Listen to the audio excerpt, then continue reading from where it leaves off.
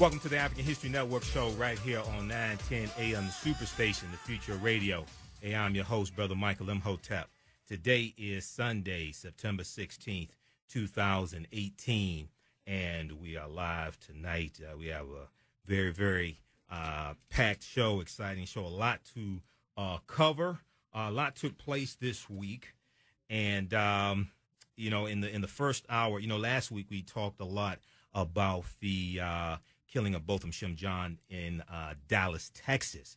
And a lot more information has come out since last Sunday. Last Sunday, we know Officer Amber Guyger was arrested while I was live on the air, and we covered that.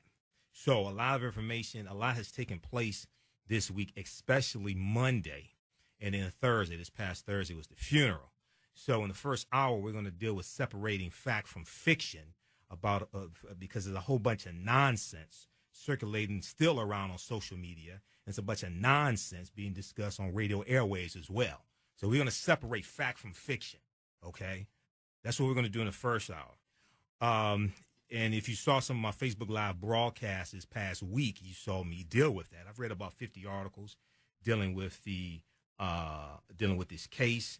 I've read the two affidavits. I've read the affidavit that's part of the arrest warrant from the Dallas Police Department, as well as the affidavit that's part of the arrest warrant from the Texas Rangers. Okay, and they are widely conflicting. Okay, so we're gonna deal with that also tonight and break that down as well. Or hopefully you have your pen and pads handy, because I'm gonna give you some articles where you can go research this yourself and verify this yourself. So when people are calling into radio shows giving misinformation based upon conspiracy theories and things that they can't verify, you can hit them with the facts and evidence, because I don't have time to do that. I'm busy doing research. All right, and then secondly, last week we talked about Colin Kaepernick's multi-million-dollar deal with Nike, okay? And we see that black police officers are coming out to defend Colin Kaepernick, as you have the Fraternal Order Police.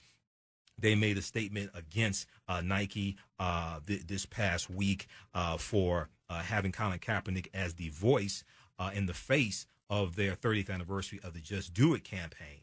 Also, we see that a Mississippi law enforcement agency is boycotting Nike. They said they're not going to order any more Nike gear or products. At the same time, we saw on Friday, we saw Nike stock reach an all-time high as well. And we saw their stock price increase. We saw sales increase 31%.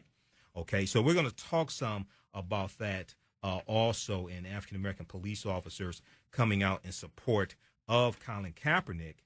But at the same time, it's very clear that because of a lack of understanding of history, it's very clear a lot of people still do not understand Colin Kaepernick's protests, and they want to make it into what they want it to be so they can then attack it, as opposed to doing research to find out what is his protest really about. Okay? You would think there are approximately 800,000 police officers in this country. The Fraternal Order Police is the largest police union in the country. There are approximately 18,500 police departments. You would think that all the good officers would want the bad ones held accountable, because the bad officers give the good officers a bad name, right? But there's also a racial divide here oftentimes, okay? So we're going to talk about that as well. And then, the third weekend in July, where I am. I'm in Atlanta for the Liberated Minds Black Homeschool and Education Expo. Okay, so I was there this past July. I'm always a presenter there. I'm a vendor as well. So this year, I saw a camera crew there filming. And, when I'm at events like this, I get a little nervous when I see a camera crew, especially when they ain't black people, right?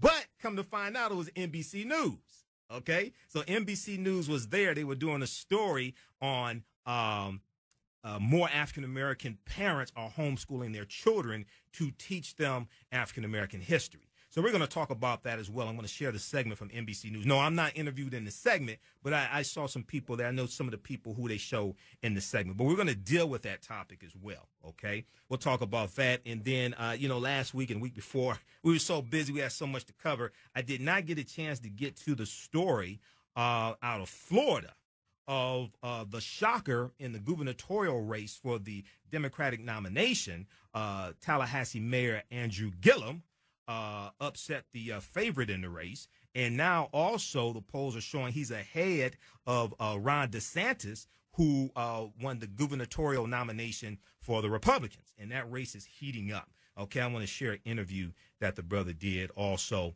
a couple weeks ago. And then we saw that Betsy DeVos elimination of Obama rules, President Obama era rules, allows for-profit colleges to swindle poor black students. But we saw that she lost her case in court this past week as well. So we have to talk about that very important story, because this is an example of how politics impacts every aspect of your life. And you look at what she's doing with the Department of Education, how she's rolling back the measures that the Obama administration put in regulating for-profit colleges. And we saw that President Obama shut down a lot of these for-profit colleges like ITT Tech. That's why you don't see any more commercials from ITT Tech, because it was President Obama who shut them down. And what a lot of these for-profit colleges were doing, I'm not saying all of them, but what a lot of them were doing, they were disproportionately targeting African Americans and Hispanics, getting them to take out exorbitant student loans, did not properly place them in jobs that had anything to do with their degrees, and then they get stuck with these student loans in default, and they have all this massive debt. Okay, so all this deals with policy. Okay, student loans, Pell Grants are regulated by the Department of Education. Okay, so we'll talk about that and some other things as well. Now, on the African History Network show, we focus on educating, empowering, and inspiring people of African descent throughout the diaspora and around the world, because right knowledge corrects wrong behavior. What you do for yourself, what you do to yourself, and what you allow the people to do to you and get away with is based upon what you think about yourself. What you think about yourself is based upon what you have been taught about yourself. What you've been taught about yourself is based upon everything you've read, heard, and seen about yourself. So when you control the radius of a man's thoughts, you can control the circumference of his actions, because the mind can't do or teach what it doesn't know. Thanks to everybody who came out to hear Runoko Rashidi speak on Friday over at True Oracle of God Ministries Church. Minister Malik Shabazz brought him in for that event. He dealt with the African presence in early America. Thanks to those who came out Saturday and Sunday to the D-Town Harvest Festival over at, I think that was Rouge Park, 14027 West Outer Drive, the D-Town Harvest Festival. Malikia Kenny runs D-Town, a lot of other people. That's the farm that African Americans run and own and grow the crops and things like that here in Detroit. There's no culture without agriculture. There's no culture without agriculture. All right, so let's get to this. Let's get to this first story here, right? So I did, last Sunday we dealt with this story. On Monday, September 10th, there were some new developments in this case, okay, dealing with the killing of Botham Shem John, 26-year-old man from St. Lucia, okay? So I'm going to try to deal with this chronologically, all right? So if we go back to Monday, September 10th, okay, 10:45 a.m., the Dallas County prosecutor held a press conference, okay? Her name is Faith Johnson. She's an African-American female. Everything I hear about her, she's a competent, good prosecutor. Many people know she just secured, about 3 weeks ago, she just secured a conviction against a white male police officer who shot and killed Jordan Edwards, 15-year-old African-American teenager Jordan Edwards, April of 2017. He got 15 years in prison. We talked about that here on this show. Okay, so 10:45 a.m. Monday morning, September 10th, the Dallas County District Attorney, Faith Johnson, says her office will present the case of a police officer who fatally shot a neighbor to a grand jury, which could decide that a stronger charge than manslaughter is warranted. Now, the manslaughter recommendation, that came from the Texas Rangers. The police chief of the Dallas Police Department, her name is Renee Hall. She's from the Detroit Police Department. She's been in that position in Dallas for about a year.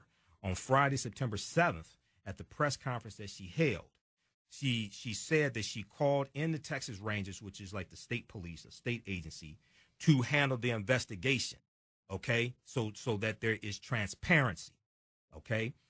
The Texas Rangers did their investigation. They made their recommendation for manslaughter.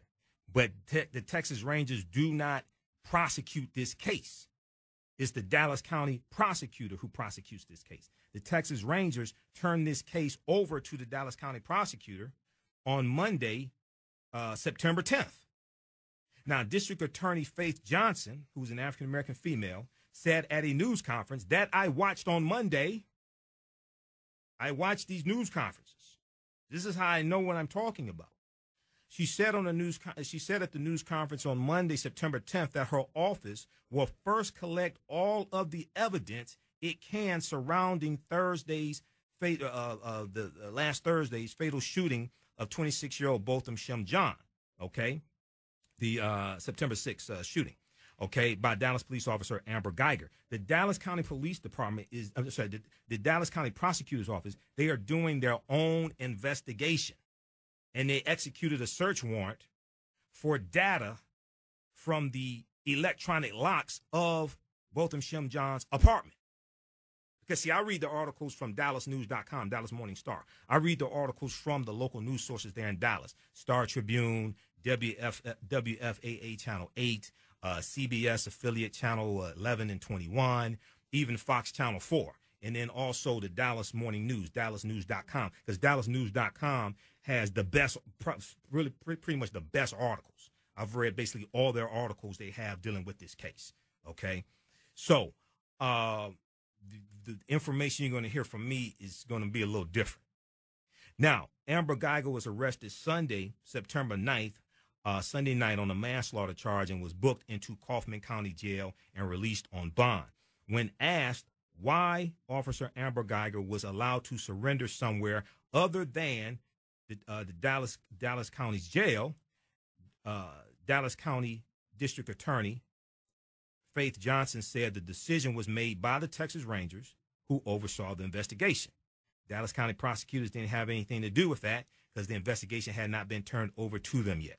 Now, police have said that Guyger told officers who responded to the shooting that she had mistaken John's apartment for her own. I'm going to walk you through both affidavits. An affidavit is a sworn statement. She gave an affidavit on September 7th. She gave a sworn statement to the Dallas Police Department on September 7th, which was part of that arrest warrant.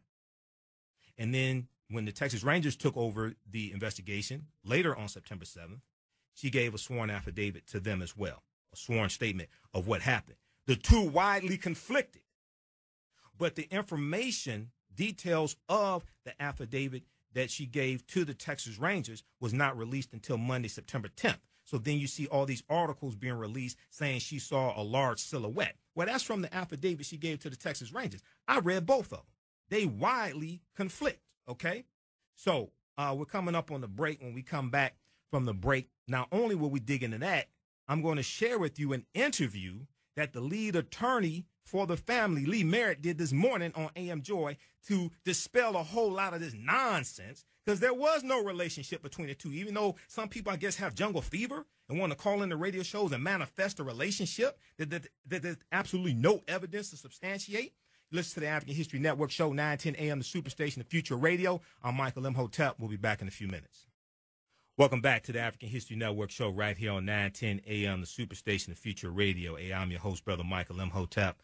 It is Sunday, September 16th, 2018, and we are live, okay? So right before the break, I was breaking down what happened this past Monday, September 10th, in the case of Botham John, who was shot and killed by Dallas police officer Amber Guyger on Thursday, September 6th, Thursday night, September 6th, around 10 p.m. And I'm dealing with a chronology of what took place Monday because some new information came out this past Monday, and there were two main press conferences. The first one was given by the Dallas County prosecutor. Her name is Faith Johnson. She's an African-American female. The case was turned over to her this past Monday, turned over to her office this past Monday, turned over to her office from the Texas Rangers, okay? And then secondly, later that afternoon, the three family attorneys for the Botham Shem John family, they did a press conference as well. Okay, I'm going to talk a little bit about that. All right, now, so 10:45 a.m. was the press conference with the from the Dallas County prosecutor. Now, 3:15 p.m. on Monday, September 10th, 2018, authorities say a Dallas police officer says she shot a neighbor whose home she mistakenly entered last week.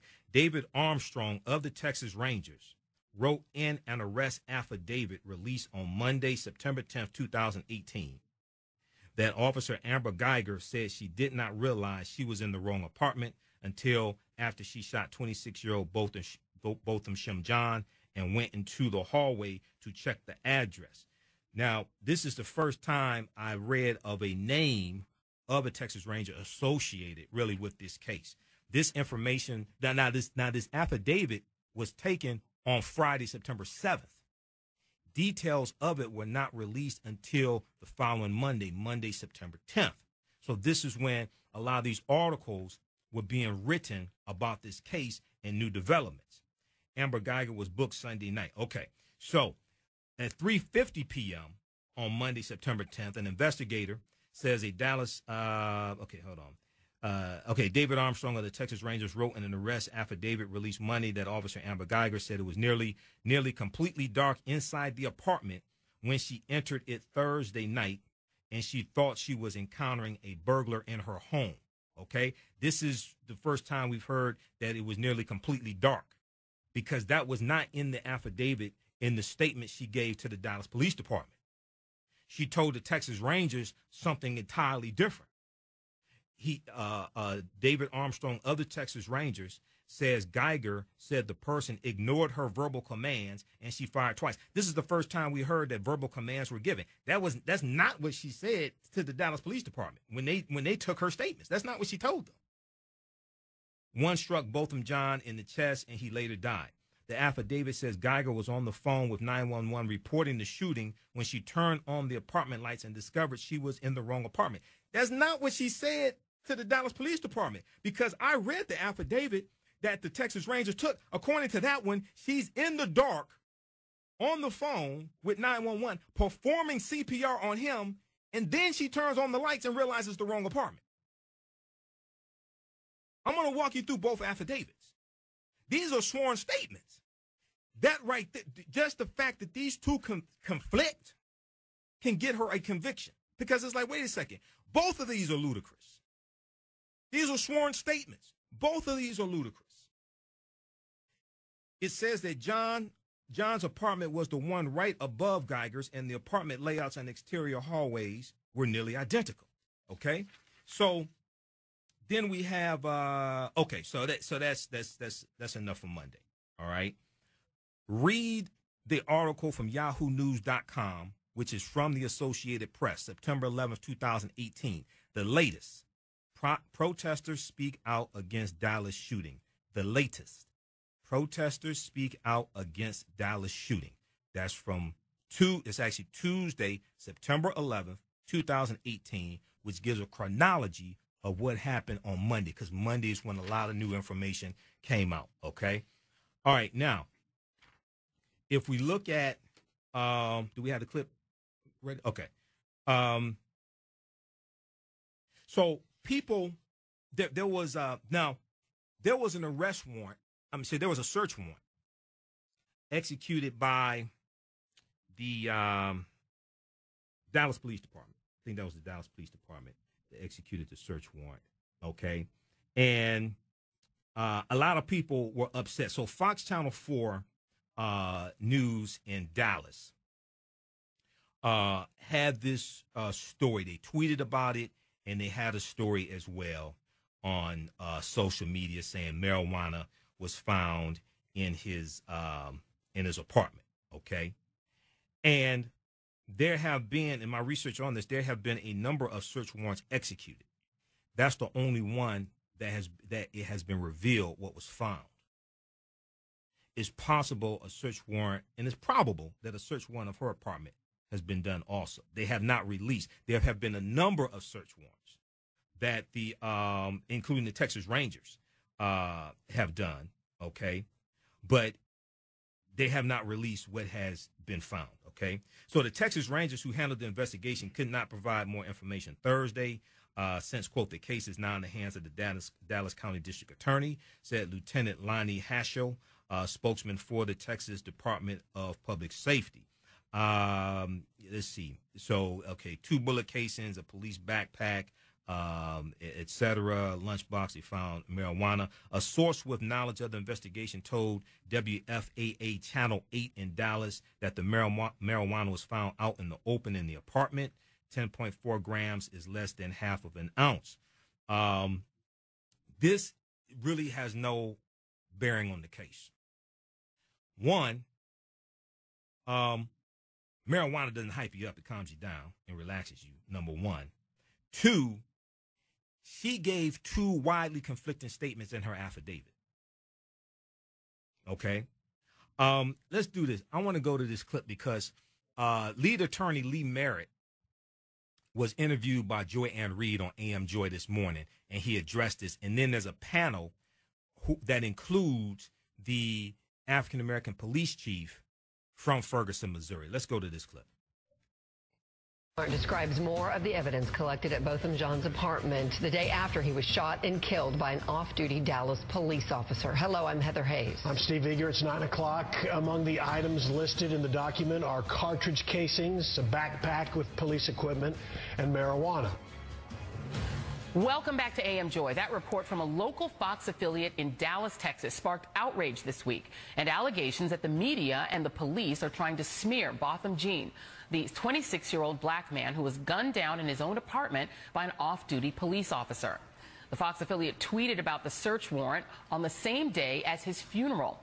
Last week, Jean, a 2016 college graduate who worked at PricewaterhouseCoopers and was a song leader at his local church, was shot and killed in his home by Dallas police officer Amber Guyger.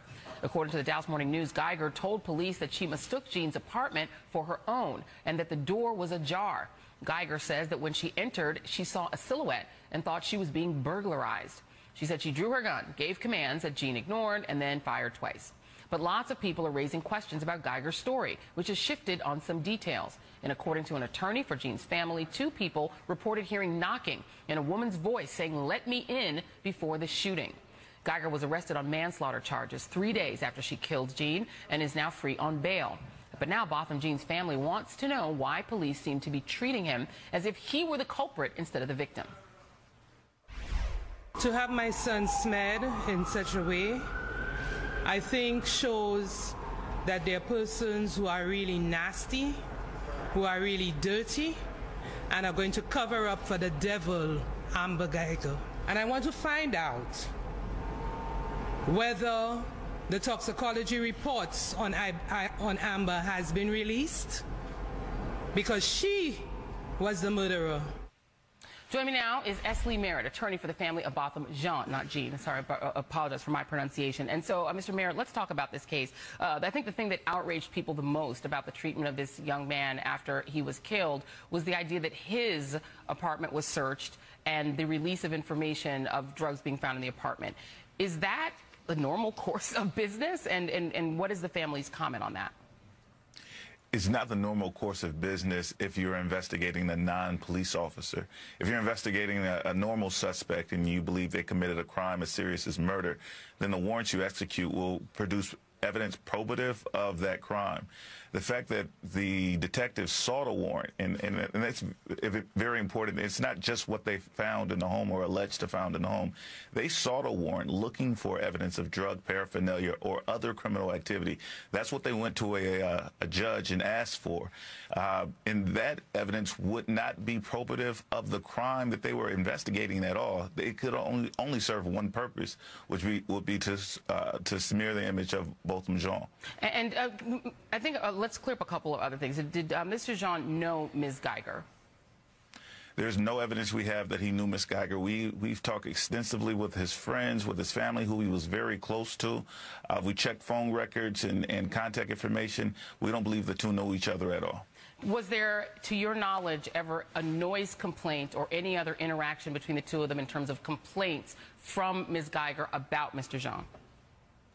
We haven't been able to confirm the noise complaints. There was a noise complaint to his home that day, but after speaking with the office managers, they weren't able to nail down where the noise complaint came from. It may have originated from administration versus a resident. Is it true that Ms. Guyger lived directly below Mr. Jean? She did live directly below him. That part is true. And is the family aware of whether her apartment had a doormat? Because his apartment had a bright red, very distinctive doormat. Her apartment complex her apartment door did not have a doormat. It certainly didn't have a red one, but there was no doormat there at all. There were other indicators, such as the floor number being displayed on the wall and the hallways being distinctly different, because each apartment complex generally had a doormat in front of it that would have distinguished her floor from his floor. We don't believe that she accidentally ended up in his apartment. His door wasn't coincidentally open on the day that she decided to accidentally walk into his apartment. We believe that much to be demonstratively false. And the door being ajar or not ajar has been a tricky kind of thing to follow, because it seems that Ms. Guyger's story may have changed from the door was locked and her key wouldn't work to the door was ajar. To your knowledge, are the doors in that apartment complex capable of being left ajar without being propped open by something?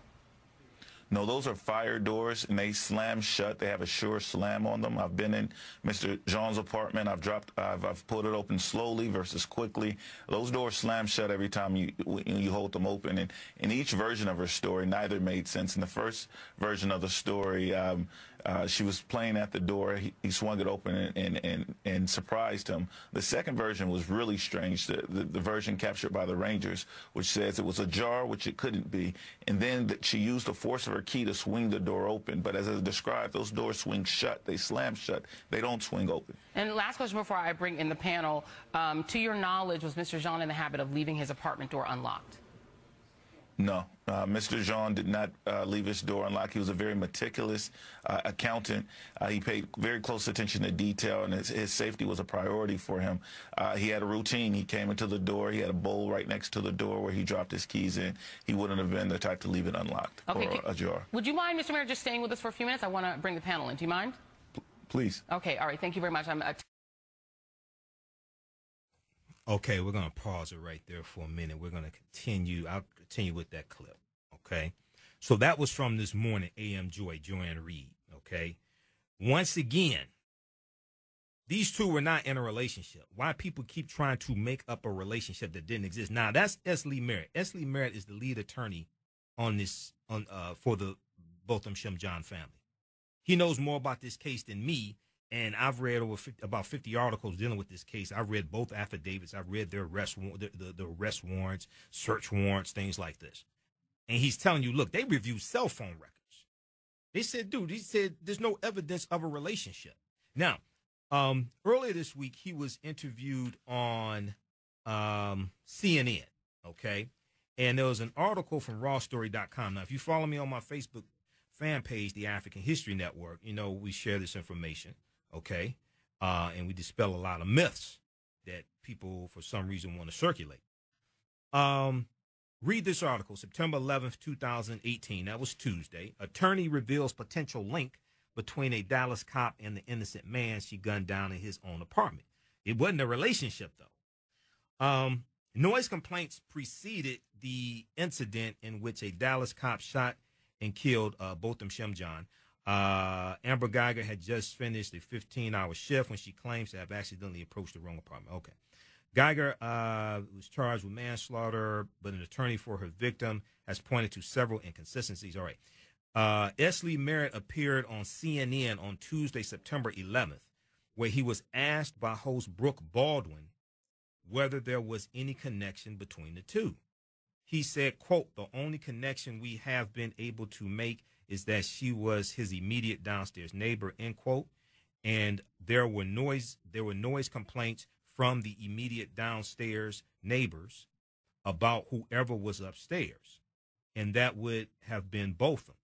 In fact, there were noise complaints that very day about upstairs activity in Botham's apartment.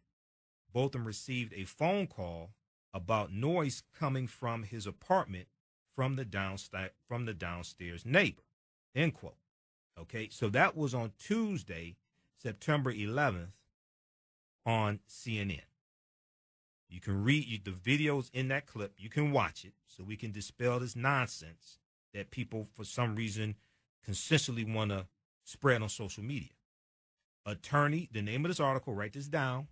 Attorney reveals potential link between a Dallas cop and the innocent man she gunned down in his own apartment. That was Tuesday. The clip I just played, that was this morning, September 16th, 2018, MSNBC, Joy Ann Reid, AM Joy. The name of that clip, you can go watch this yourself. Proper documentation ends all conversation. You don't have to take my word for this. Go research this yourself. Dallas officer kills unarmed black man, Botham John, in his home, September 16th, 2018. You can go watch that entire clip yourself. You can verify this yourself, okay? Now, when we, so the search warrant I was talking about, that was from the Dallas Police Department. The Dallas Police Department issued, they requested the search warrant. They got it. They did a search of Botham's apartment, and from my reading on this is based upon what Amber Guyger says she observed when she was in the apartment. But the Dallas Police Department is not handling this case anymore. That's one of the most important things people have to understand. The Dallas Police Department basically is out of it. They turned it over on Friday, September 7th to the Texas Rangers. When we find out about these things, oftentimes it's not the day that it occurred. It's days later. This is what people are not understanding. On Monday, September 10th, the Texas Rangers turned this over to the Dallas County Prosecutor's Office. That's who's handling this case. That's the most important thing, because the prosecutor is taking this before the grand jury. And based upon what the prosecutor presents to the grand jury, what the grand jury comes back with, that determines what she's charged with, not what the Texas Rangers recommended. So it's important for people to understand this. Okay? All right, so if we just very quickly here, and then we'll go back to the clip in just a minute here, but just very quickly, if we look at the article from WFAA Channel 8 in Dallas, because I read local sources for this story. You're going to get better reporting from the local sources than you will from Washington Post, New York Times, USA Today. I read their articles, but they're citing Dallas News, which is Dallas Morning Star. So I've already read those articles. What police seized from Botham John's apartment after fatal shooting. WFAA Channel 8. Okay, I think it's WFAA.com. I give you the exact, what is this here? I think it's WFAA.com. Let me look at this here. Yeah, WFAA.com, okay? Just Google that. What police seized from Botham John's apartment after fatal shooting. This is from September 13th, 2018. It was updated the next day. All right, so very important. The article states, in cases where a person cannot voluntarily give consent for a search, like they are dead, then law requires investigators to obtain a search warrant. Otherwise, investigators would risk that the evidence that was obtained would later be thrown out by a judge. This is why they needed a search warrant, because he's dead. In cases where a person cannot voluntarily give consent for a search, then law requires investigators to obtain a search warrant. Otherwise, investigators would risk that the evidence that was obtained would later be thrown out by a judge. Since Botham Shem John was the only person who lived in the apartment, law enforcement was able to search the entire apartment because they got a search warrant. The search warrant affidavit said, now this is the search warrant that the Dallas Police Department got, who is no longer handling this case. Okay? The search warrant, I read the search warrant, it's signed Friday, September 7th. The search warrant affidavit said that Guyger had mistaken John's apartment for her own and tried to enter the unit when John, quote, confronted the officer at the door, end quote. That's directly from the sworn statement she gave to the Dallas Police Department of what happened. There's a huge discrepancy. A neighbor told police that he, quote, heard an exchange of words immediately followed by at least 2 gunshots, end quote. That's according to the Dallas Police Department affidavit. According to an arrest warrant, which was written by the Texas Rangers investigators, Officer Amber Guyger mistakenly went to John's apartment after parking on the wrong floor. She found John's apartment door, quote unquote, slightly ajar, the affidavit said, and inserted a key into the door, fully opening it. Guyger then saw, quote, a quote, large silhouette, end quote, across the room and thought it was a burglar, the arrest warrant affidavit said. She drew her firearm and yelled commands at John, and she said he ignored the commands, so Guyger fired her gun twice, okay? 2 widely conflicting statements, and then, so he died at the hospital, Baylor University Medical Center, okay? And just very quickly here, 2 widely conflicting statements, and what's really perplexing, and if you saw my Facebook Live broadcast from, I think it was Tuesday. Yeah, from Tuesday that I did, September 11th, is at our fan page, The African History Network, on Facebook. It's on our YouTube channel, Michael Imhotep, and it's on audio podcast at AfricanHistoryNetwork.com. All right? Now, here is the affidavit from the Texas Rangers, okay? I printed it up just like I did the one from the Dallas Police Department. Now, what's crazy here is on page 2, and actually in the article from WFAA, they have the affidavit and the arrest warrant there, but also the one from the Star Telegram. Yeah, the Star Telegram. Warrants issued to gather more evidence in police shooting that killed Botham John. Warrants issued to gather more evidence in police shooting that killed Botham John. I think it's in that one also, okay? But you can find these. You can read these yourself, all right?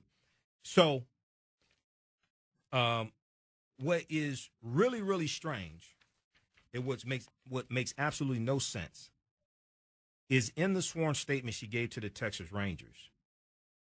She said the door, which was slightly ajar prior to Guyger's arrival, fully opened under the force of the key insertion. Upon the door being opened, Guyger observed that the apartment interior was nearly completely dark. Okay? She didn't say that in a statement to the Dallas Police Department. All right? Additionally, the door being open alerted complainant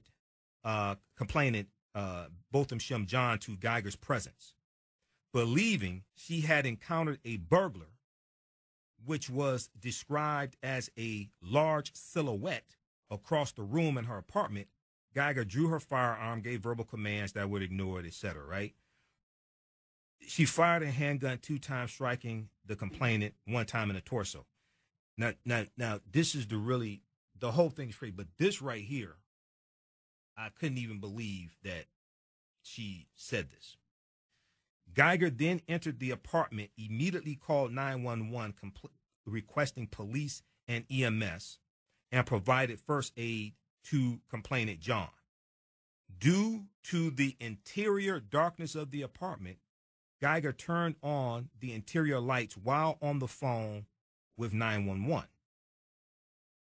Upon being asked where she was located by emergency dispatchers, Guyger returned to the front door to observe the address and discovered she was at the wrong apartment.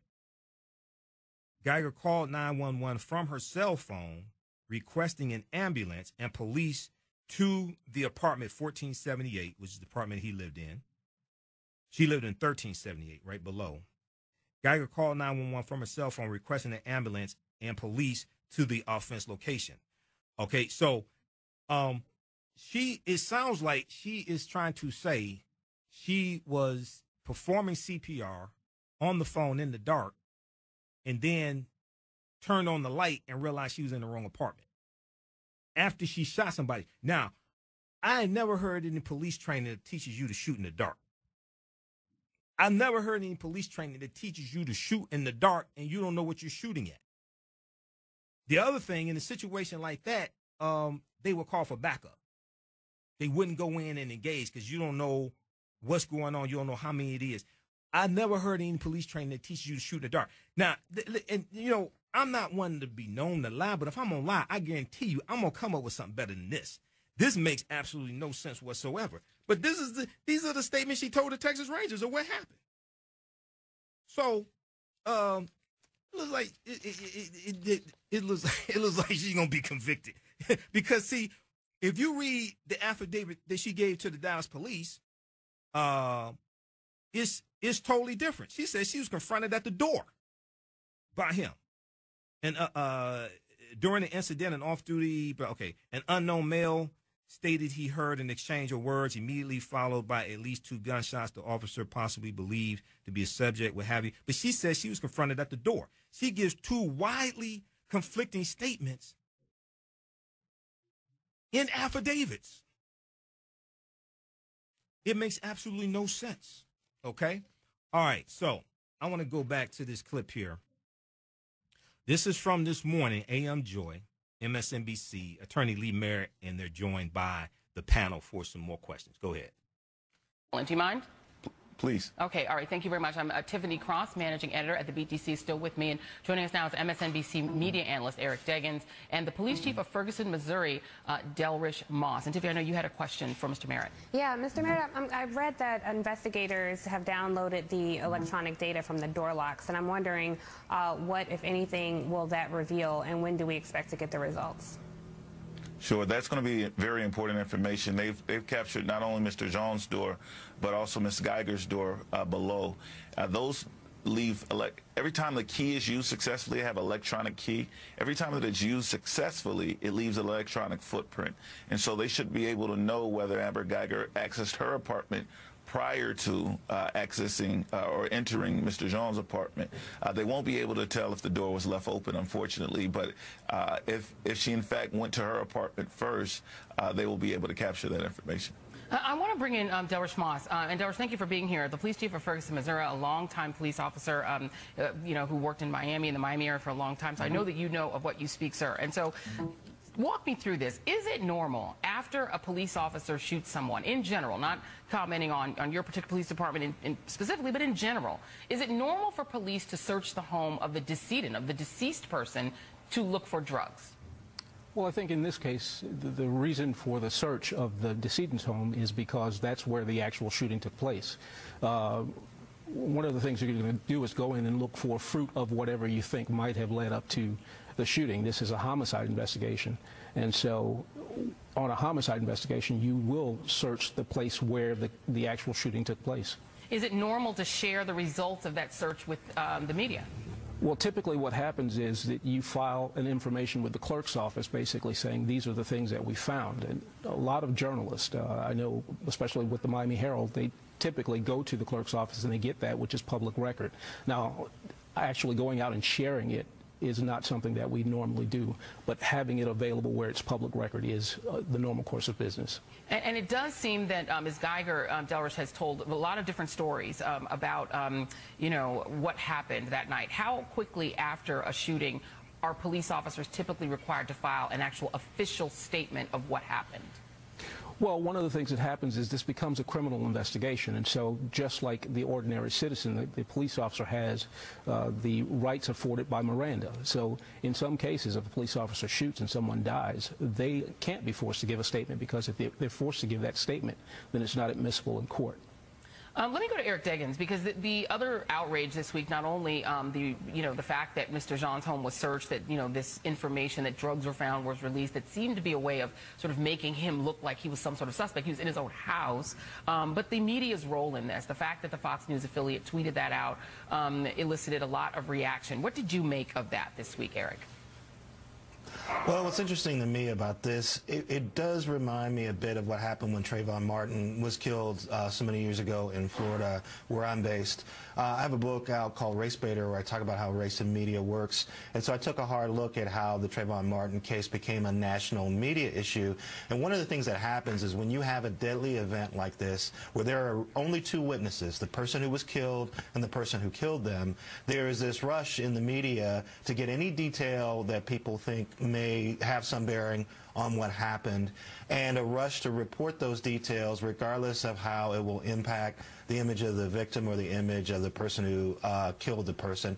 And what we learned in Trayvon Martin is that it's very, there's this rush to sort of characterize who the victim is and try to see if that has some bearing on what happened in the situation, and often that can be unfair.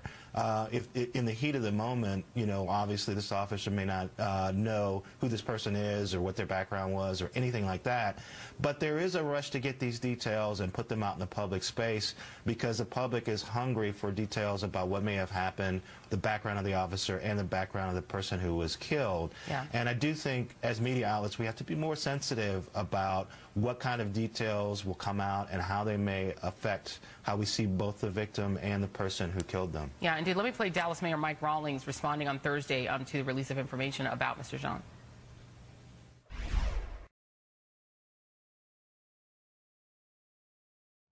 Okay. All right. We're going to pause it right there. We're coming up on a break. When we come back, we'll go to the phone lines. We'll go to Larry. We'll go to Keith. Once again, that was from MSNBC, Joy Ann Reid, AM Joy. This morning, September 16, 2018, Dallas officer kills unarmed black man, Botham John, in his home. That's the name of that clip. You can go watch it for yourself in its entirety. Also read the article from star-telegram.com. That's the Star Telegram. They're in the Dallas area. They have good coverage. I've read their articles also.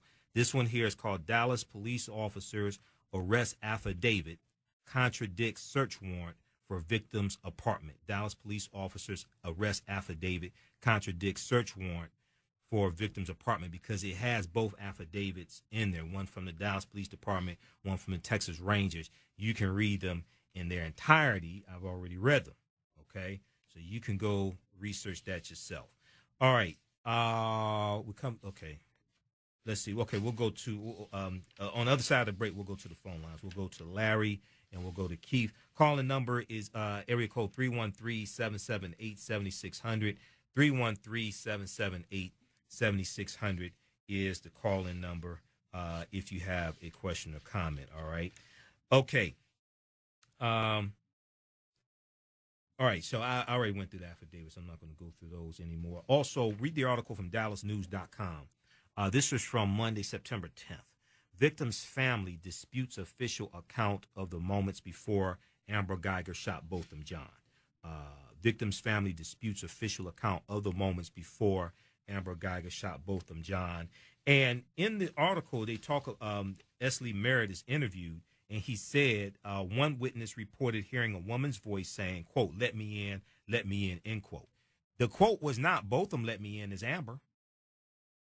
If they knew each other, don't you think she would have said Botham? It's me, Amber, let me in. That's not what was said, which once again implies there was not a relationship. But some people, I guess you have jungle fever. You just want to manifest one because there's something wrong with you. Okay? There's absolutely no evidence of a relationship. All right, you listen to the African History Network show, 9:10 a.m. the Superstation. The Future Radio on Michael Imhotep. We'll be back in a few minutes. You're listening to 9:10 a.m. Superstation. The future of radio. You're listening to 9:10 a.m. Superstation. The best in the city. The future of radio. WFDF Farmington Hills, Detroit. 9:10 a.m. Superstation, a division of Adele Media. Welcome back to the African History Network show right here on 9:10 a.m. the Superstation, the Future Radio. Hey, I'm your host, Brother Michael Imhotep. It is Sunday, September 16th, 2018. We're here live.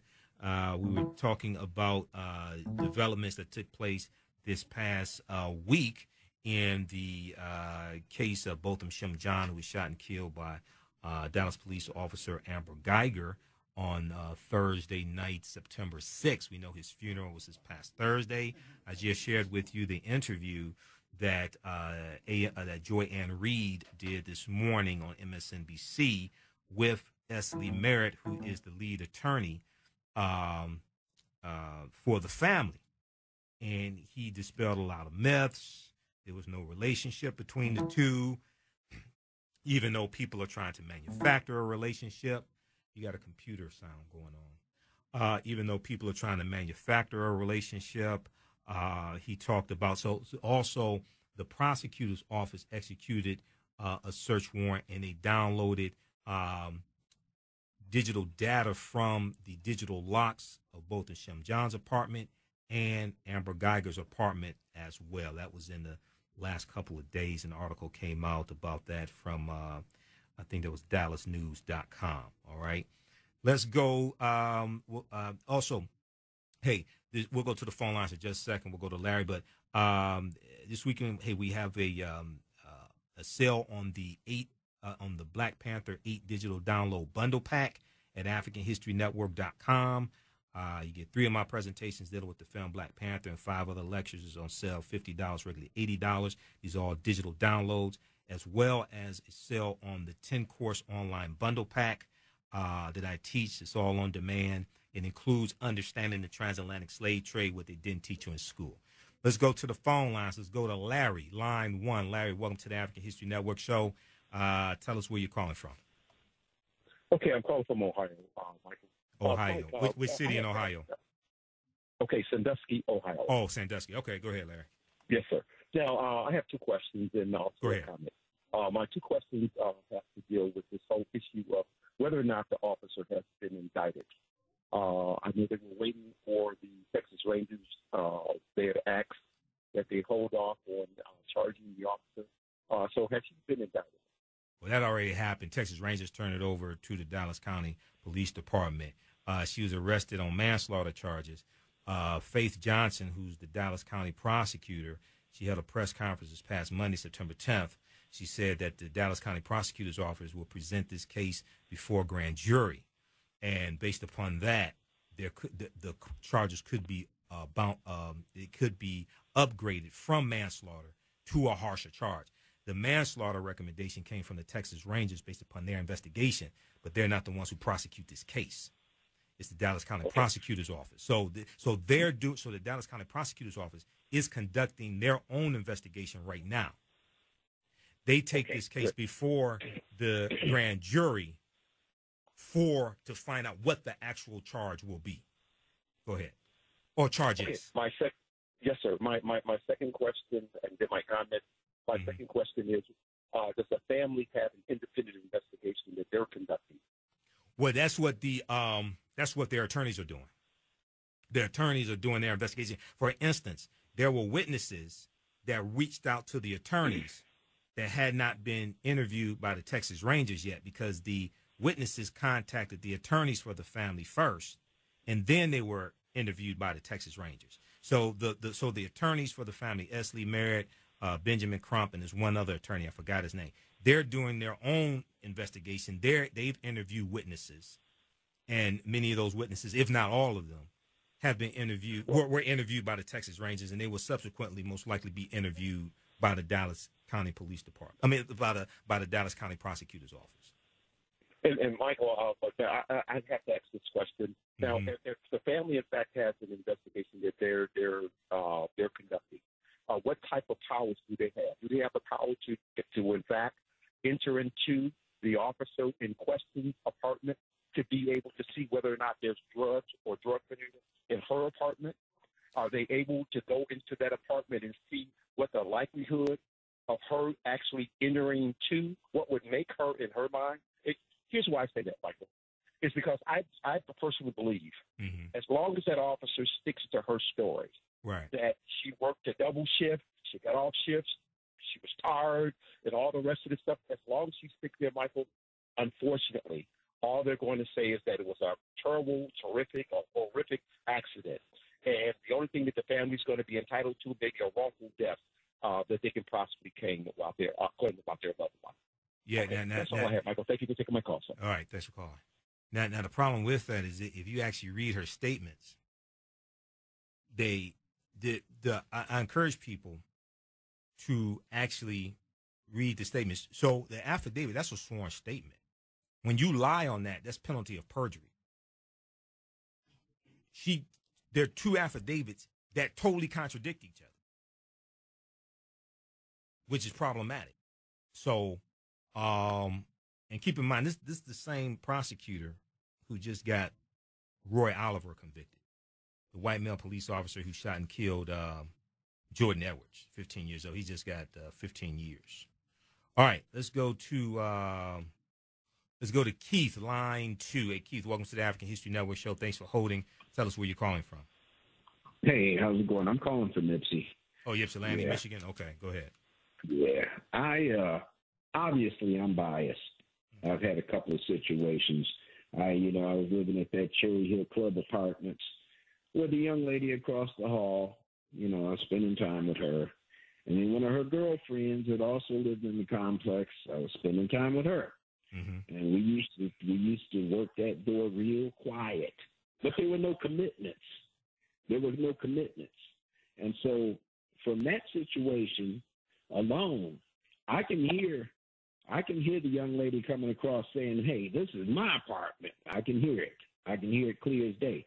And as far as the investigation itself goes, I'm also going through a situation where I just received an official letter saying that my injury didn't occur on the job. But yet, 2 years ago, I took the parts that had crumbled off onto the floor to the supervisors and showed them where those transfer bars weren't working. And now my rotator cuffs are jacked up. I know exactly where it happened. Mm-hmm. So the injury happened. So what they do, they're covering themselves.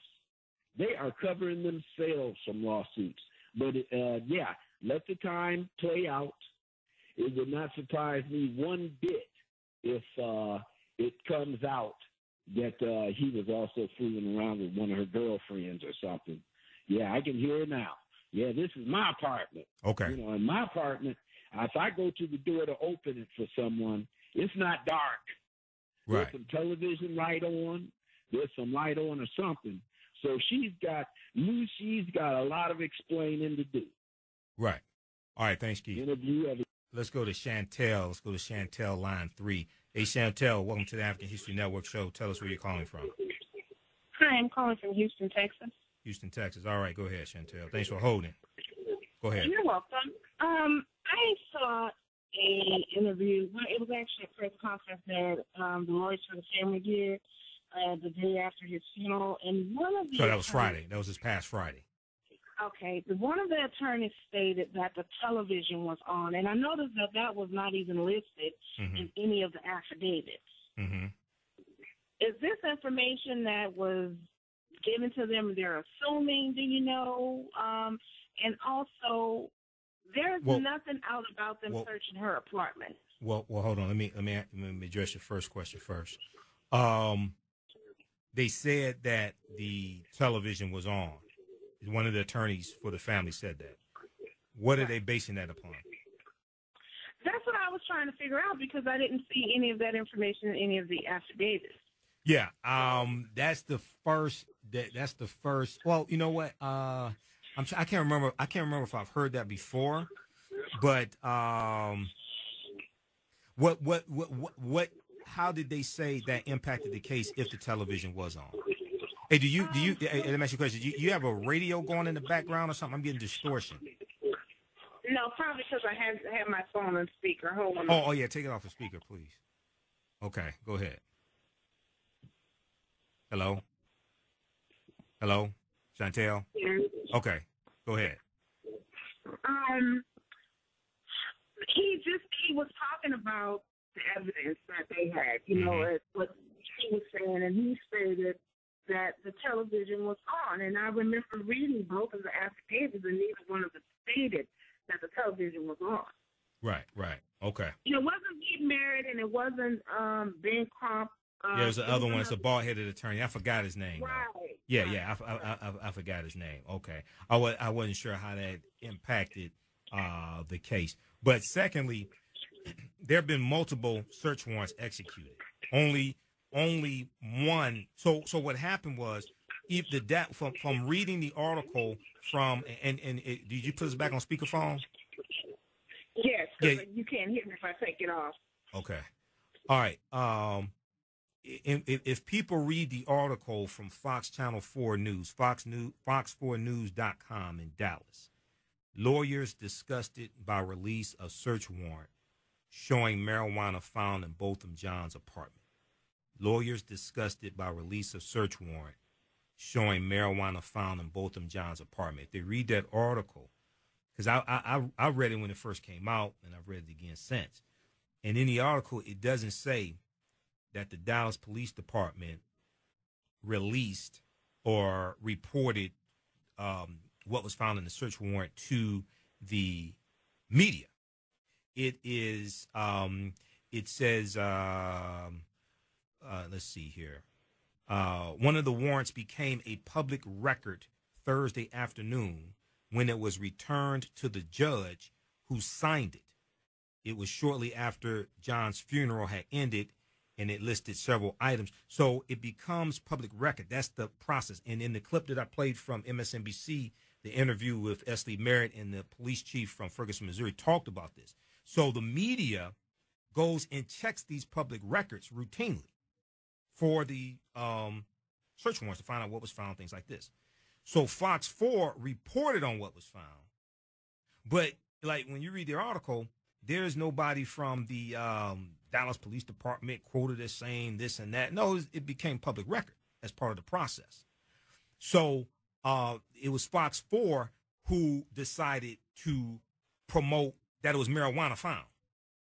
And they got a whole lot of backlash behind this, okay? Now, the other search warrants that have been executed, it has not been released what was found.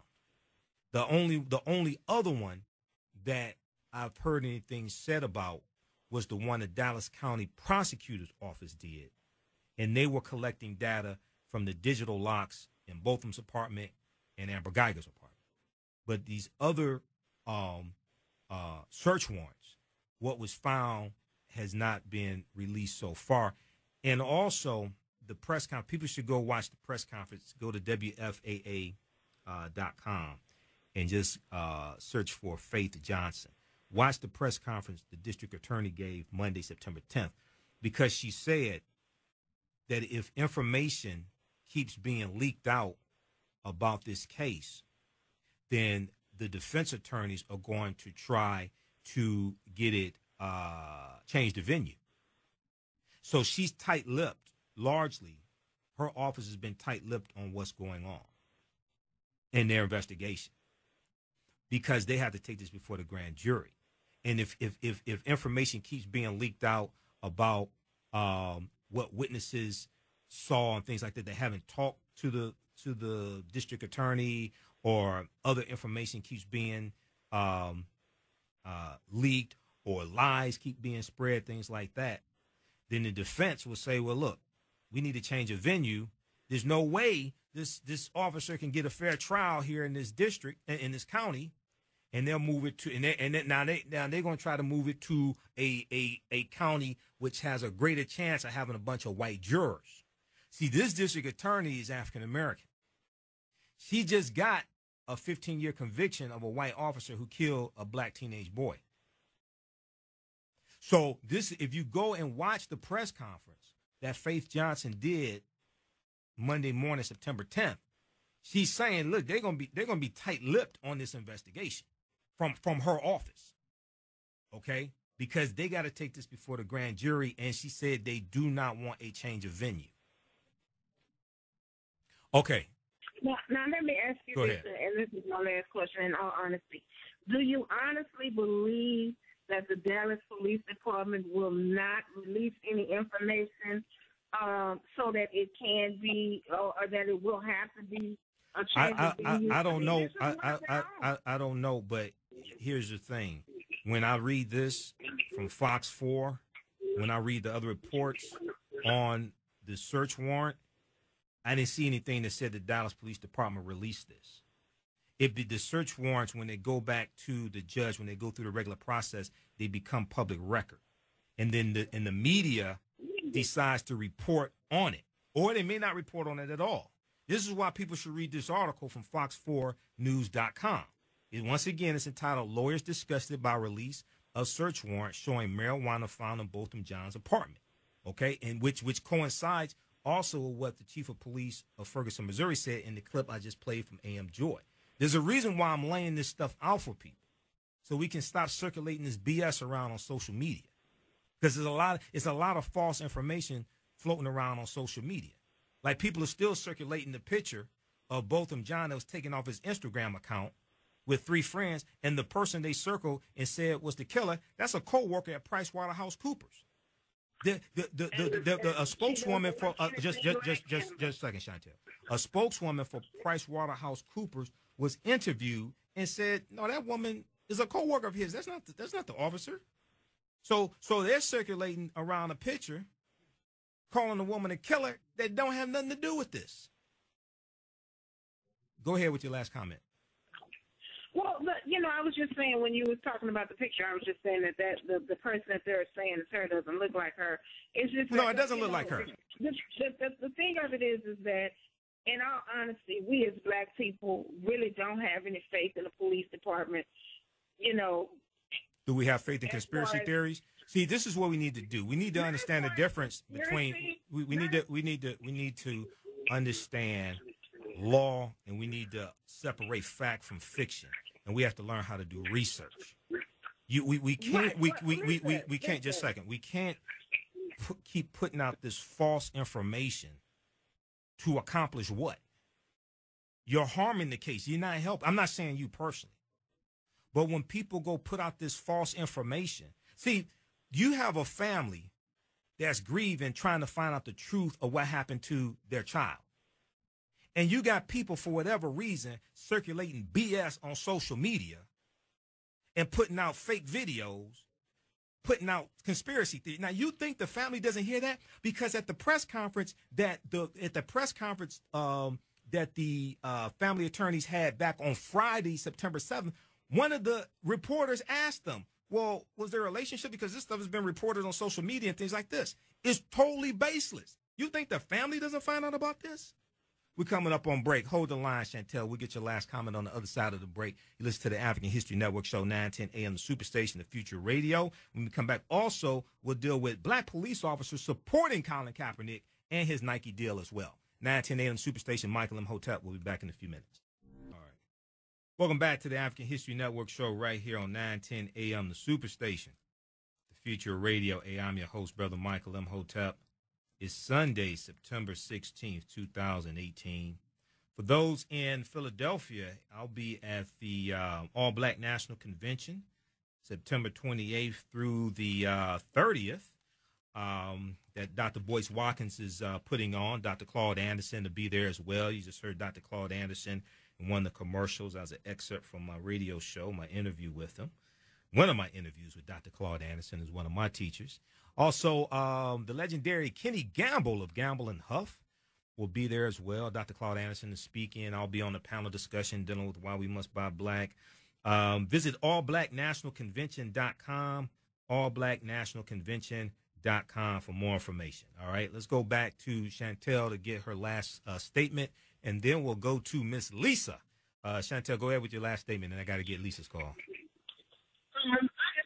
I understand what you're saying as far as getting justice and these conspiracy theories. That's a given. It's going to happen no matter what. The only thing that I'm saying as far as the black community not trusting the police, you have to understand also, she's a police officer, and the Fraternal Order of Police is going to protect her no matter what. It doesn't matter, I'm well aware of that, but you also have a very good prosecutor there as well in Dallas County. Well, and I hope that is the case. I really do. Especially for his family, his mother, so that they can get justice for him. Yeah. Okay. Thanks for calling. Keep listening. All right, let's go to Lisa. Hey, Lisa, welcome to the African History Network show. Tell us where you're calling from. Thanks for holding. How you doing, brother? And all right. I'm calling from the D, Michigan. Okay. From Detroit? Go ahead. Yes. Yeah, and I always enjoy your show. I missed a few of them. Oh. I had some health challenges. So let me ask you something. Can I review some of your? Yeah. Can I review some of your previous? Yeah. You have internet? Yeah, go to AfricanHistoryNetwork.com. AfricanHistoryNetwork.com. Right on the homepage, click on listen to podcasts, and I have almost 900 audio podcasts on my radio shows there. Okay. Now, when you read that report, because I'm very analytical, I mean, I would have been looking in your mouth if I was in your presence. And maybe if you could read that part again, when you said, she said in the affidavit that when she called, the 911 operator asked her location, and she had to go back to the door to see the address. Yep. But if a person thinks they're in their own house, why would you have to go to the front door to see the address? That's one of the problems. This is what she told the Texas Rangers in the affidavit, okay, for the arrest warrant. She said that upon being asked where she was, Guyger turned on hold on, let me back up. Guyger then entered the apartment, immediately called 911 requesting police and EMS. This is after she shot him. She shoots him in the dark, then turns on the light, okay? Guyger then entered the apartment, immediately called 911 requesting police and EMS, and provided first aid to complainant John, Botham John. Due to the interior darkness of the apartment, Guyger turned on the interior lights while on the phone with 911. So it sounds like what she told the Texas Rangers is that she was in the dark performing CPR while on the phone with 911, and then upon being asked where she was located by emergency dispatchers, Guyger returned to the front door to observe the address and discovered she was at the wrong apartment. So, but if she went in thinking she was in her apartment, why would you have to go looking to know your own address? Because I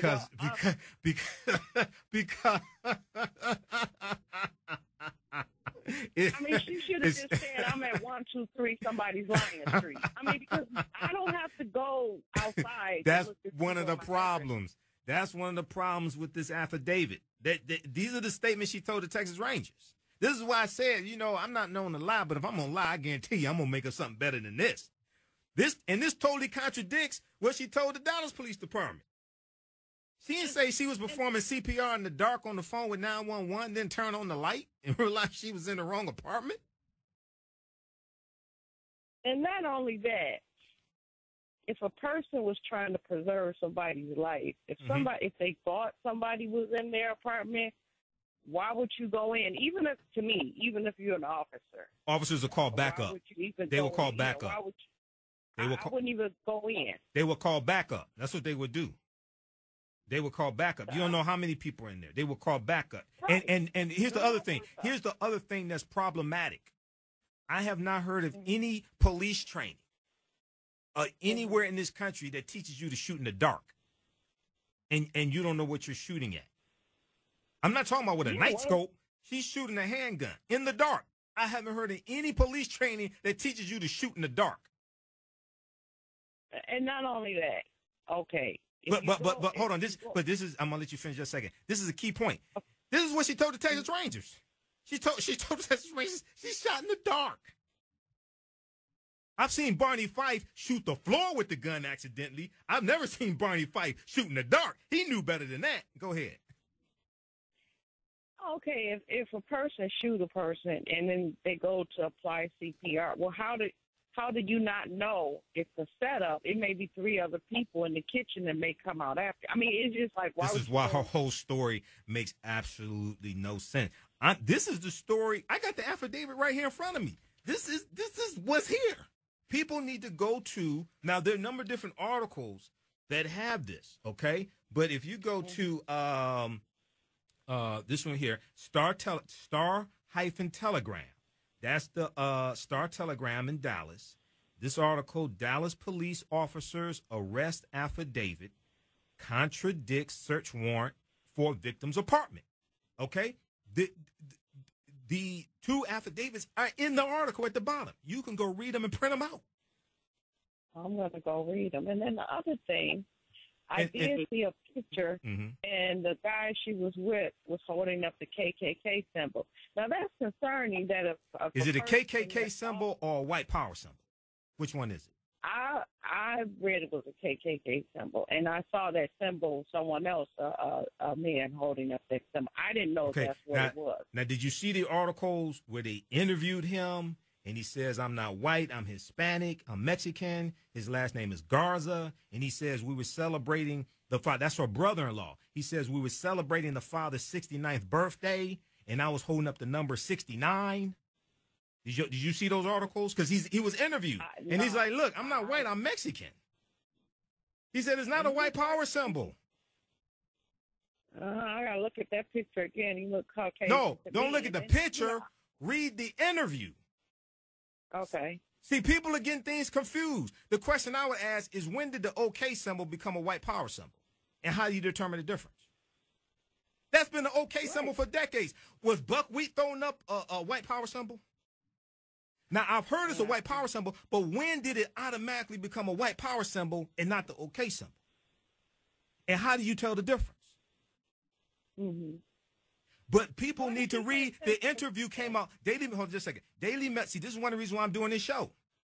Because I see a whole lot of stuff. I have 1 million followers on my Facebook fan page, the African History Network. And I've seen all type of stupid-ass nonsense being posted on social media. I'm on social media all day long because I'm doing work. I'm doing research. I'm monitoring about 35 different news sources on a daily basis. Okay? DailyMail.co. Thanks. Thank you. DailyMail.co.uk. And a number of outlets picked up this article, picked up this interview. Nobody wants to talk about it. He said, well, first of all, he said, I ain't white, I'm Mexican. Nobody wants to deal with that. They just just like people automatically, somebody took a photo from Botham John's Instagram account, circled the woman on the end, and said this was the police officer that killed him, and that woman works with him at PricewaterhouseCoopers. She ain't even a cop. So they're blaming an innocent person, trying to create a relationship that don't even exist, and just pointing people in different directions, and then talk about they want a fair trial. It makes no sense. This is one of the problems with social media. Anybody can use it. I got to get this other call. Thanks for listening. Did you have another comment, Lisa? I got to get the chat. No, I was going to ask you, what is the symbol? Because I've seen that symbol someone else. It could mean white power, but it doesn't have to mean white power. Okay? No. It depends. It depends. Okay. It's just like, it depends. And you have people, there's some variations of it. You also have a symbol that's very similar to it. That's the symbol for Kappa Alpha Psi Fraternity Incorporated, which is the bunny. And they're white Kappas also, because Kappa Alpha Psi Fraternity Incorporated merged with a white fraternity called Phi Nu Pi decades ago. That's why Kappas are called Noops. Interesting. Okay, thank you for taking my call. All right, thanks. I'll continue. All right, thanks, Lisa. Sorry. Didn't mean to cut you off there, Lisa. So, in situations, it could be a white power symbol. You have to investigate. You can't. You have to do more research. You can't just look at a picture and say, "Oh, this is automatically a white power symbol." It could be. It doesn't have to be. You have to do research. Let's go to Chad, line 1. Hey, Chad. Welcome to the African History Network show. Thanks for holding. Tell us where you're calling from, Chad. Hey, I'm from Detroit. Detroit. Okay, go ahead, man. Yeah, and I wanted to say that, you said there's upcoming information about black cops supporting Kavanaugh. I think that's just as hypocritical or whatnot, a thing for them to do. Is there a spokesperson for them? Has a person come forth and said that, or are they doing it in the dark? You can throw a rock and hide your hand. And where were they when Freddie Gray? No. This is a person. I haven't gotten to that story yet. I'm coming to that story. Okay, so that got me a little pissed off, because most of them in Detroit, they too busy helping the sergeant build decks and stuff. And that's why when you call them, they don't come. Like I had an encounter of that almost a month ago or whatnot. And I think that's just totally unacceptable for people who pay taxes. Right. I understand they short-staffed and they talk about they prioritizing. You let a homeowner talk about prioritizing their taxes, they'll be out of a home.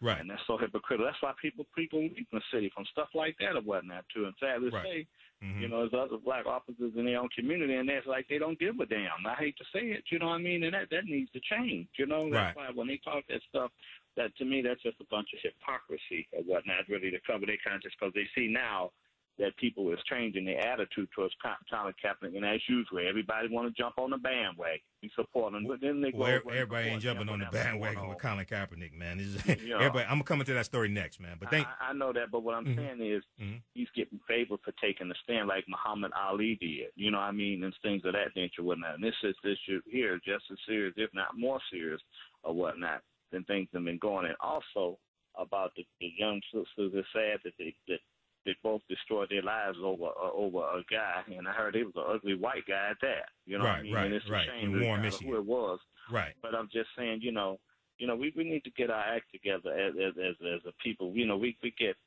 make headlines for some of the most stupidest, ignorant, frivolous things and stuff, and then that's why they don't have respect for us. You know what I mean? Right, exactly. I got it. To say, you got Carly B fighting with Nicki Minaj. Right. Young ladies looking at stuff like that, thinking that's the norm. And it's just like that story before I go. You heard of it about the Emperor's New Clothes. Yeah. It took a poor Papa boy who had sense more than everybody to say this man ain't got no clothes on, while everybody going by everything that, he based the whole time was basically his yes men. Yes right, women. Right. I got it, man. I got to get to these other topics. Thanks for calling, Chad. All right. Okay, thanks for calling. Keep listening, Chad. I got to get these other topics because we're almost out of time. All right, this is what I'm going to do.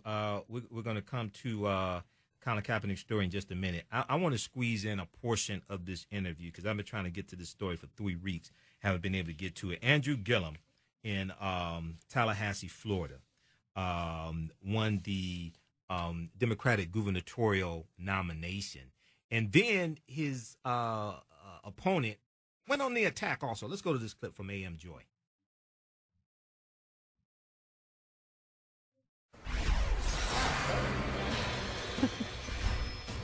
Tallahassee Mayor Andrew Gillum will win the Democratic nomination for governor of Florida.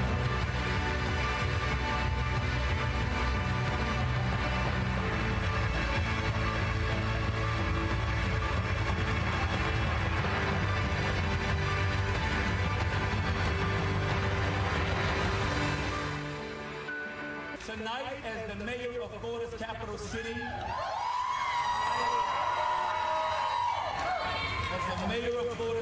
city, I humbly accept the Democratic.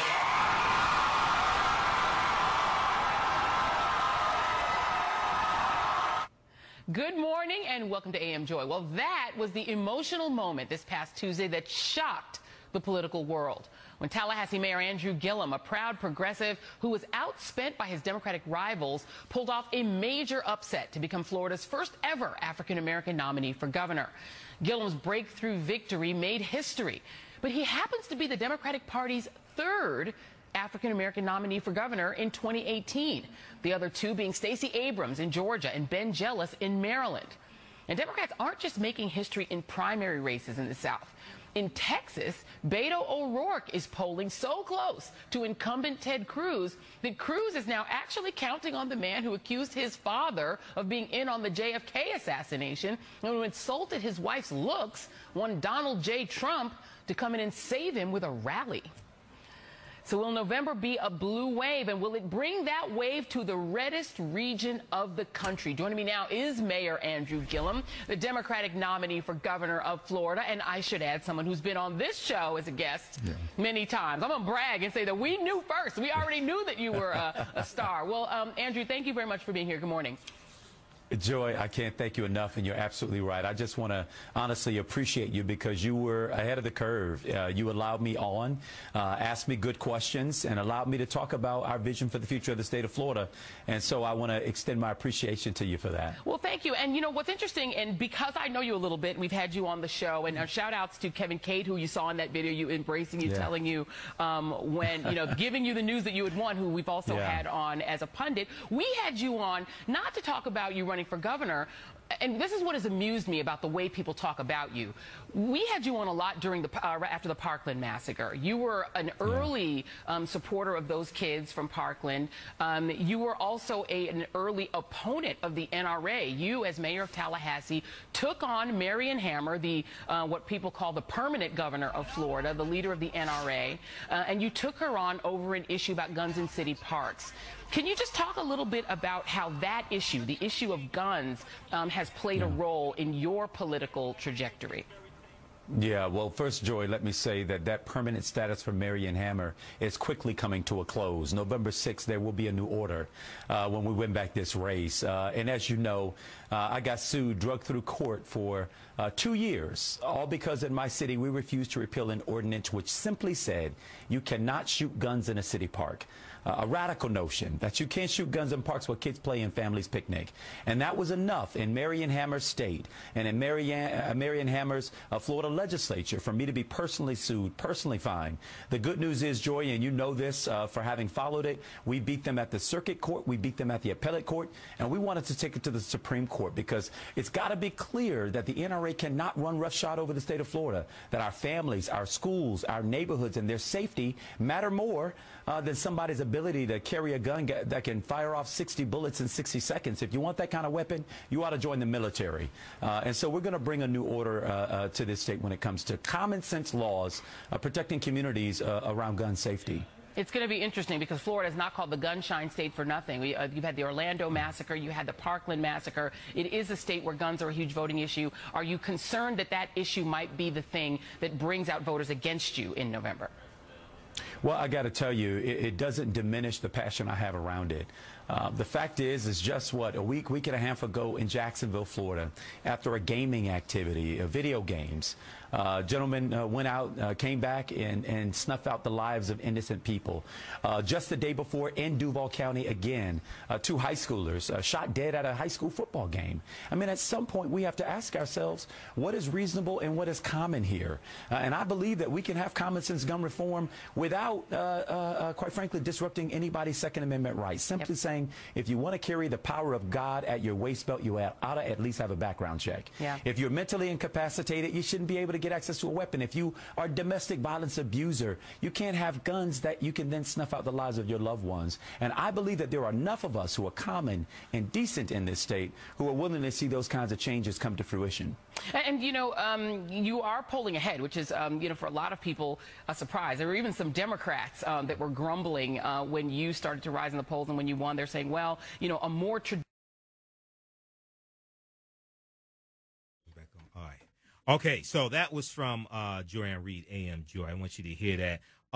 Go watch the full interview. This is a dynamic brother. He's the mayor of Tallahassee, Florida. He is leading in the polls to be governor. People have to come out and vote for him. I mean, you can research his platform, and I mean, I've seen a number of interviews with Andrew Gillum. He's the mayor of Tallahassee. That clip from AM Joy, that is from about 3 weeks ago.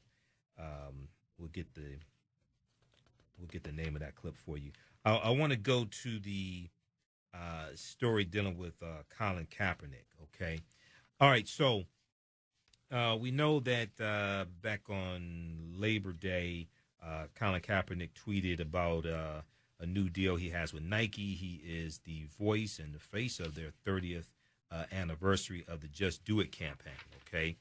Also, just very quickly, that clip from AM Joy, that is from September 2nd, 2018. That's called Gillum, Gillum, wins Florida Democratic primary for governor. Okay, Gillum wins Florida Democratic primary for governor. That's at MSNBC.com. Okay, so we see the stock price for Nike went up 31%, and it reached an all-time high on Friday. It's about $83 and some change, about $83.97. But we see that Mississippi law enforcement, a Mississippi law enforcement agency, says it will no longer buy Nike, the Nike brand, following the Colin Kaepernick ad.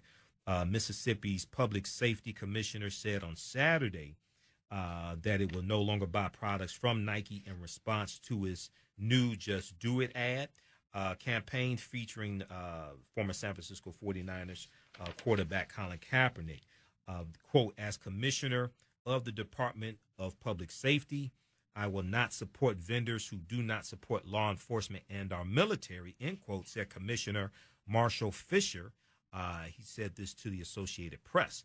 Mississippi Governor Phil Bryant, Republican, of course, also expressed support for the move in a statement to the AP, the Associated Press. Governor Phil Bryant said, quote, I support the commissioner's decision, end quote, adding that the commissioner has the right to choose from which brands his department buys, quote, and it's not going to be a company that pays an individual who has slandered our fine men and women in law enforcement, end quote. Now, Fisher has drawn criticism for the move, however, with the Mississippi chapter of the American Civil Liberties Union slamming the decision in a statement on Twitter. All right. So check out this article. Mississippi Law Enforcement Agency says it will no longer buy Nike brand following Kaepernick ad. That's from thehill.com, Hill, thehill.com. All right. Now, Ebony Magazine, and there were other articles. The Hill had an article about this, other outlets. TheRoot.com also. September 14th, National Black Police Association comes out in support of Colin Kaepernick. National Black Police Association comes out in support of Colin Kaepernick. Multiple police organizations have condemned Nike for featuring Colin Kaepernick in its latest ad. The National Fraternal Order of Police and the National Association of Police Organizations have both criticized the move, implying it was an insult to law enforcement officers. Okay. And there was a press release from one of these police organizations. The National Association of Police Organizations took it one step further, calling for a boycott of the Nike brand while deeming Kaepernick a, quote, shallow dilettante seeking to gain notoriety by disrespecting the flag for which so many Americans have fought and died for, end quote. Okay. But this is about the oppression of African Americans and people of color. This is not about the flag. And Kaepernick said when that flag stands for what it's supposed to stand for, when America is treating people the way it's supposed to treat people, I'll stand for the flag. They don't want to deal with that. Now, the National Black Police Association has now come to the athlete's defense, saying he has a First Amendment right to peacefully protest on the football field. They also reject the idea that Kaepernick is anti-police. Quote, your inclusion of Mr. Kaepernick in your ads seems appropriate to us. We live in a country where the First Amendment is a right of the people. Mr. Kaepernick chose to exercise his right where his passion was on the football field, end quote. And this was said by National Black Police Association chairperson Sonia Y.W. Pruitt, the initials Y.W., Sonia Pruitt. She wrote this in a letter to Mr. Parker, okay, of the police association, the National Association of Police Organizations, CEO is Mark Parker. She wrote this letter to Mark Parker in response to him, okay. Quote, she said the National Association of Police Organizations believes that Mr. Kaepernick's choice to openly protest issues surrounding police brutality, racism, and social injustices in this country makes him anti-police. On the contrary, the National Black Police Association believes that Mr. Kaepernick's stance is in direct alignment with what law enforcement stands for, the protection of a people, their human rights, their dignity, and their safety, and their rights as American citizens, end quote, okay? You can read the entirety of the letter that she wrote to Mr. Parker, who is the CEO of the National Association of Police Organizations, largely a white police organization, okay? So read this article from ebony.com. National Black Police Association comes out in support of Colin Kaepernick, September 14th, 2018. That's at ebony.com, all right? Lastly, let me squeeze in this story here. NBC News, when I was at the third weekend in July, I was in Atlanta for the Liberated Minds Black Homeschooling and Education Expo. NBC News was there filming, and they did an interview, and they're dealing with why more African-American children why more African American parents are homeschooling their children to teach them Black history. Let's go to this clip.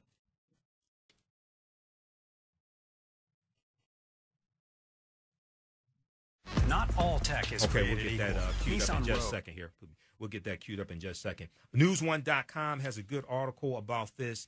African Americans are choosing homeschooling to teach kids Black history, and they talk about how this is a form of resistance. U.S. history classes devote less than 10% of class time to Black history, according to national research. Okay, let's go to this clip from NBC News. The African American culture. I felt like that homeschooling was the best way to educate my children. It's a way of protesting. I like homeschooling better. We come from... This is a school you can mess up. I want each of my students to believe that they can achieve their dreams. We come from different walks of life. But we started in Africa. Started in Africa. Started in Africa. I am Dr. Sheba Quinn, an Air Force veteran and a homeschool mom. I started homeschooling my kids because I really wanted them to have a solid foundation in African American history, and I also wanted them to be very good readers. Perfect! Give me 5, girl. You're so smart. What?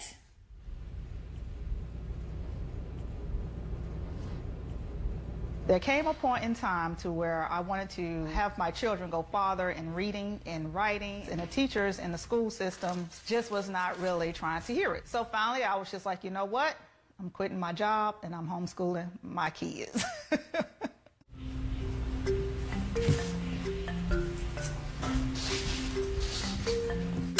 If you're homeschooling in the state of Georgia, what they would like for you to do is do the charter school homeschool program where they just give everything to you. That didn't work too well for us. The curriculum was okay, but again, there's still no African American history. There was all these missing pieces and gaps that I needed to fill in. So finally I said, you know what? Forget the curriculum. I'm writing it myself.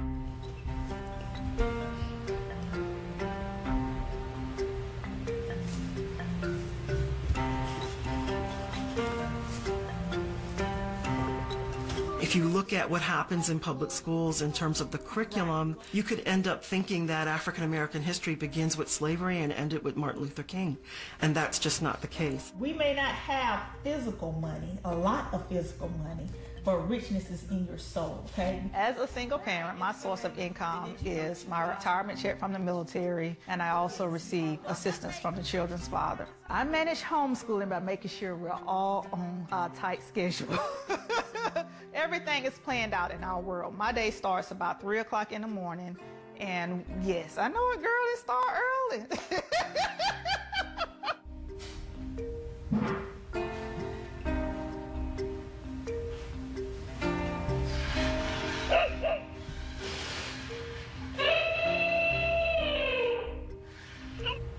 The numbers are higher in the South. A lot of the institutional policies, such as zero tolerance policies, and the way we handle discipline contribute to a sense of a child feeling like a troublemaker. I have come to think of this increase of homeschooling among African American families as a form of resistance. And it's 6 of us. She got 6 kids, and I'm the oldest. No matter what, know yourself, love yourself first. He has broken wings. Okay. Now, I want you to really think deeply about this. My name is Tara Pavel. I am the teacher and director of Achieve Academy, which is a group of students that are all homeschooled. Okay, so that's a clip from NBCnews.com. It's about 3 minutes long. We're running out of time. Read the article from News1.com. African Americans are choosing homeschooling to teach kids Black history. African Americans are choosing homeschooling to teach kids Black history. The link for that clip is there in the article. That's from News1.com. U.S. history classes devote less than 10% of class time to Black history, according to national research. And then also read the study, The Status of Black History in U.S. Schools and Society. The Status of Black History in U.S. Schools and Society, from LeGarrette J. King. And this is from, there's a link to this study in the article from News1.com. We'll talk about this some more next week. All right, look, I got to get out of here. I have to make way for Pastor Mo. Thanks for listening to the African History Network show right here on 910 AM Superstation of Future Radio. Visit our website, AfricanHistoryNetwork.com, AfricanHistoryNetwork.com. All of my DVD lectures are there, digital downloads, podcasts of the shows. All that information is there. You can also donate to the African History Network if you like this type of information. You can help support the African History Network. PayPal.me, PayPal.me/the AHN show. PayPal.me/the AHN show. And the link's also at the AfricanHistoryNetwork.com. And those in Philadelphia, I'll be speaking at the All Black National Convention. I'm speaking on the 29th. I'm on a panel discussion dealing with why we must buy black. I'll be a vendor there as well. Visit allblacknationalconvention.com, allblacknationalconvention.com. That's organized by Dr. Boyce Watkins. Hey, remember at the African History Network, we focus on educating, empowering, and inspiring people of African descent throughout the diaspora and around the world, because right now it's corrects wrong behavior. It's not over till we win. What you do for yourself, what you do to yourself, and what you allow other people to do to you and get away with is based upon what you think about yourself. Right now it's corrects wrong behavior. Wakanda forever. We'll talk to you next time. Peace.